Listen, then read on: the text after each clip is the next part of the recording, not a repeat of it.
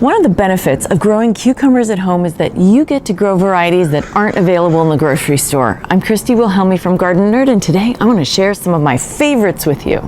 There are so many interesting varieties of cucumbers out there. It fills pages of seed catalogs like this one.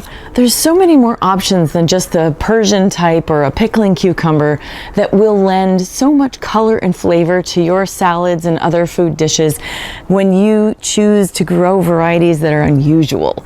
Let's start with some of the lighter colored cucumbers, like lemon cucumber. It's become popular and a lot of people grow this. It has a different shape than a traditional cucumber. It's round like an apple. You can eat it like an apple. They're delicious. They taste just like cucumbers, but they have yellow skin. I've been growing these since back in 1997. They were the first cucumbers I planted because they're different, but now you can kind of find them everywhere. Next up, miniature white. Miniature white is something that does really well for me in my garden. It's more of a traditional shape of a cucumber, but it's a little stubby and a little fatter. It's just cute and delicious. And then there are things like platinum cucumbers, which are along the same line as the miniature white. They have a light colored skin. They typically are a little bit on the squat side. They're not super long.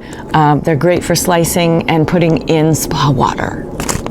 Now let's look at some of the more unusually textured skinned cucumbers like punicera and little potato. These are often called russet cucumbers. They have a skin like a russet potato, but they're cucumbers inside. So you can either peel them or not. They're really interesting and different. I've had good luck growing both of these. If you want to go with something a little more traditional, try Patty's Market More. It is a slicing cucumber that's really tasty.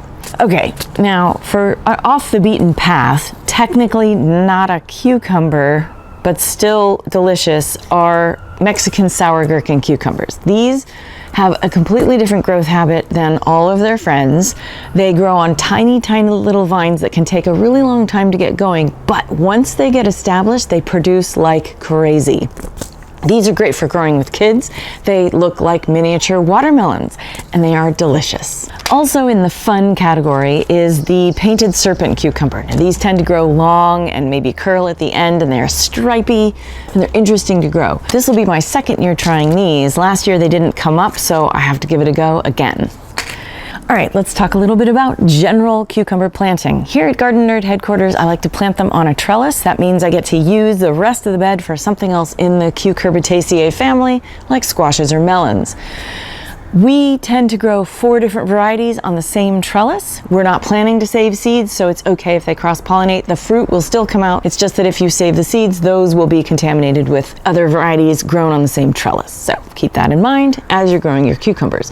So when we use a 4-foot wide trellis, we dedicate 1 square foot each for each different cucumber variety. And that way we've got them coming out at different times and harvesting at different times, and they're visually interesting and different leaf-wise and fruit-wise. Cucumbers are heavy feeders because they produce a fruit, so that means you need to make sure your soil has plenty of nitrogen, phosphorus, and potassium, particularly phosphorus and potassium for the fruiting and flowering stage. Keep checking your soil nutrient levels and make sure you feed them at least monthly throughout the season if you have sandy soil, less if you have clay soil. In terms of plant spacing, we plant ours 6 inches apart along the trellis, so we're getting 2 plants of each variety along that trellis. I hope you will try some of these unique varieties in your garden this season or next season. Make a plan and try it out. You'll be able to find out what works best in your garden, your hardiness zone, your climate, your soil, all of that, and then build on that year after year after year.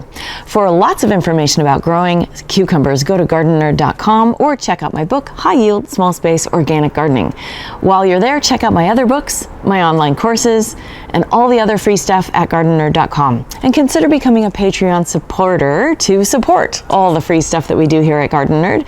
Patreon supporters get access to behind-the-scenes goodies and monthly hangouts with me. Check it out at gardenerd.com. Happy gardening!